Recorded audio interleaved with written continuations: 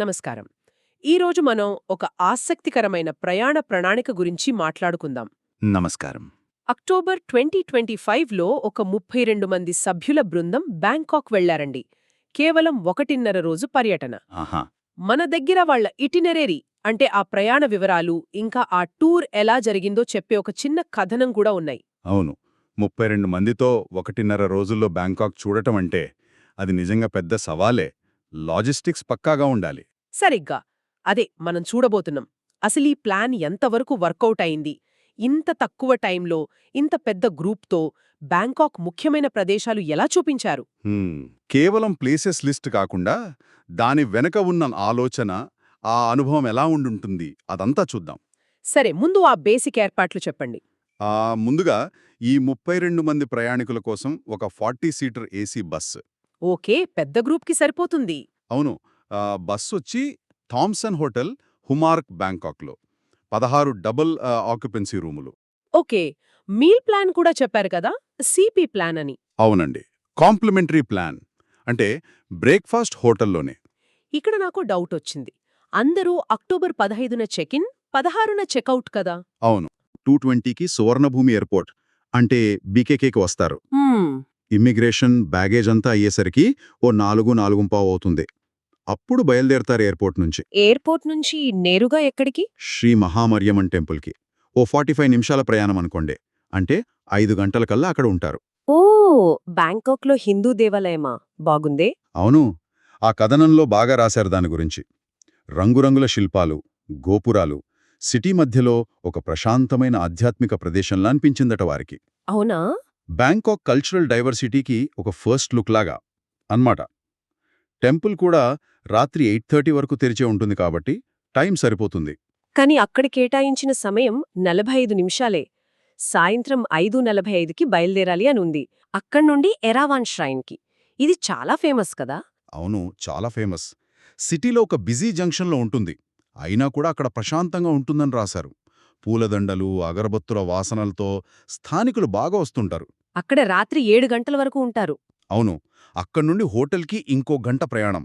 అంటే రాత్రి 8 కల్లా హోటల్కి చేరతారు. ఆ తర్వాత చెక్-ఇన్, డిన్నర్, రెస్ట్. సరిగ్గా ఆ రోజు international flight journey, city traffic, 2 places చూడటం, రెస్ట్ అవసరం. ఆ కథనం ప్రకారం కూడా చెక్-ఇన్ స్మూత్గా జరిగిందట. అందరూ డిన్నర్లో కబుర్లు చెప్పుకున్నారట.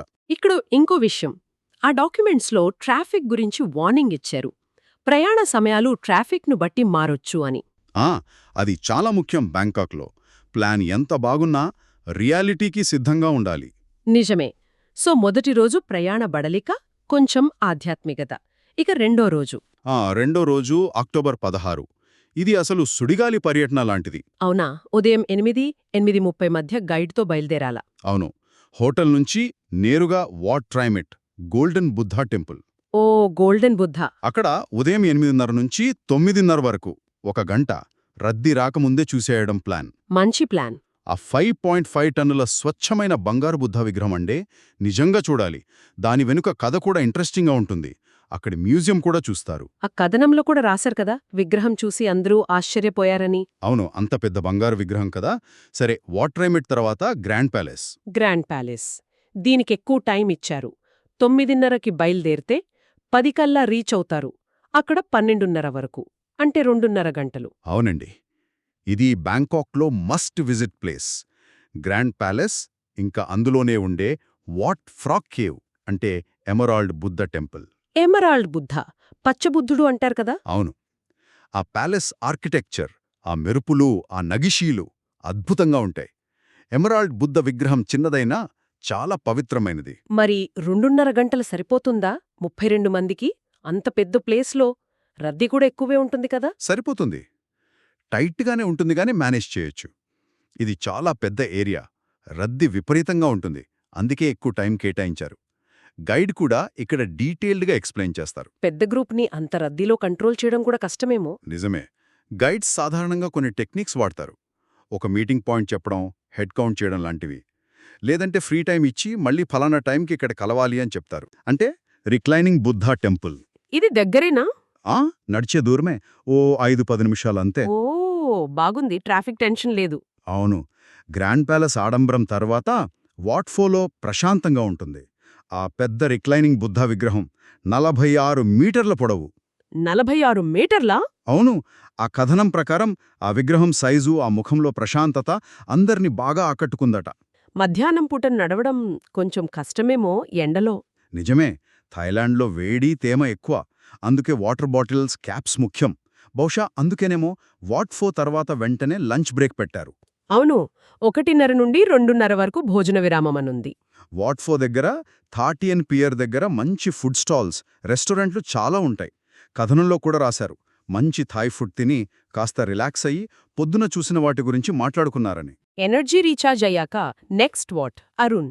దీనికి నది దాటాలి కదా? అవునండి, థాటియన్ పీర్ నుంచి చావో ఫ్రాయా నది మీద చిన్న ఫెరీలో వెళ్ళాలి. ఓ, బోట్ జర్నీ. ఆ, సరదాగా ఉంటుంది.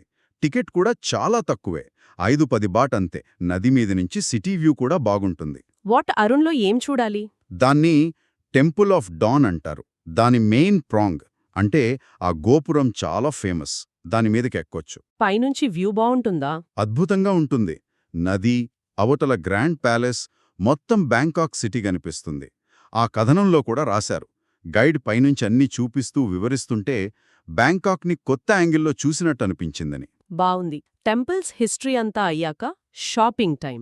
అవును, మధ్యాహ్నం 3:30కు వాట్ అరుణ్ నుంచి బయలుదేరి ఇందిరా మార్కెట్కి. అక్కడ 4:30 వరకు. గంటసేపేనా షాపింగ్? ఇందిరా మార్కెట్ పెద్దది గదా? చాలా పెద్దది. కానీ ఇక్కడ టైం చాలా తక్కువ ఇచ్చారు. ఇదో touch and go shopping session అన్నమాట. అంటే? ఆ కథనం దీన్ని 1 గంట పాటు సాగే హడావిడి కార్యక్రమం అంది. బట్టలు, స్ట్రీట్ ఫుడ్ స్మెల్స్, బేరాల సౌండ్సు, అలా మార్కెట్ ఫీల్ తెచ్చుకోవడానికి, ఏవైనా చిన్న సావనీర్లు కొనడానికి. అంతే, డీటెయిల్ షాపింగ్కి కాదు. హ్మ్, టూర్లో వెరైటీ కోసం పెట్టారన్నమాట. అవును, స్పిరిచువాలిటీ, హిస్టరీ, ఇప్పుడు కమర్షియల్ హడావిడి బ్యాంకాక్లో అన్ని టచ్ చేశారు. ఇక చివరికొచ్చేశాం. 4:30కి మార్కెట్ నుంచి బయలుదేరి 6:15కి ఎయిర్పోర్ట్కి బయలుదేరతారు. ప్లాన్ ప్రకారం రాత్రి 7 కల్లా సువర్ణభూమి ఎయిర్పోర్ట్కి. సరిగ్గా. కథనం కూడా వాళ్ళు టైంకే ఎయిర్పోర్ట్కి వెళ్లారని కన్ఫర్మ్ చేస్తోంది. మొత్తం చూస్తే ఈ ప్లాన్ చాలా పక్కాగా, టైం బౌండ్గా, లాజిస్టిక్స్ని బాగా దృష్టిలో పెట్టుకుని చేసినట్టుంది కదా? ప్రతి నిమిషం ప్లాన్ చేసినట్టుంది. అవునండి, ఖచ్చితంగా. ఈ విశ్లేషణ బట్టి చూస్తే తక్కువ టైంలో పెద్ద గ్రూప్లతో వెళ్లాలనుకునే వాళ్ళకి ఇదో మంచి మోడల్ ప్లాన్ కావచ్చు. ప్లేసెస్ ఆర్డర్ కూడా ప్రయాణ సమయం తగ్గించేలా ప్లాన్ చేశారు. గ్రాండ్ ప్యాలెస్ నుంచి వాట్ 4కి నడవటం లాంటివి. ఆ 2 ఎక్స్ట్రా రూమ్స్ ఐడియా కూడా చాలా బావుంది. చాలా తెలివైనది. అలాగే వాట్ రైమిట్కి ఎర్లీ మార్నింగ్ వెళ్లడం, గ్రాండ్ ప్యాలెస్కి ఎక్కువ టైం ఇవ్వటం, ఇవన్నీ మంచి స్ట్రాటజిక్ నిర్ణయాలు. అయితే మరోవైపు చూస్తే ఇంత హడావిడిలో ప్రతి ప్లేస్ని పూర్తిగా ఎంజాయ్ చేసే టైం దొరికి ఉండకపోవచ్చు కదా? నిజమే. ట్రావెల్ అంటే ప్లేసెస్ చూడటమే కాదు, ఫీల్ అవ్వటం కూడా ముఖ్యం. ఫాస్ట్ పేస్డ్ టూర్స్లో ఇది కామన్ ట్రేడ్ ఆఫ్. తక్కువ టైంలో ఎక్కువ చూడాలా, బ్రెత్, లేక కొన్ని ప్లేసుల్నే డీప్గా చూడాలా, డెప్త్. ఈ ప్లాన్ క్లియర్గా మొదటిది ఎంచుకుంది.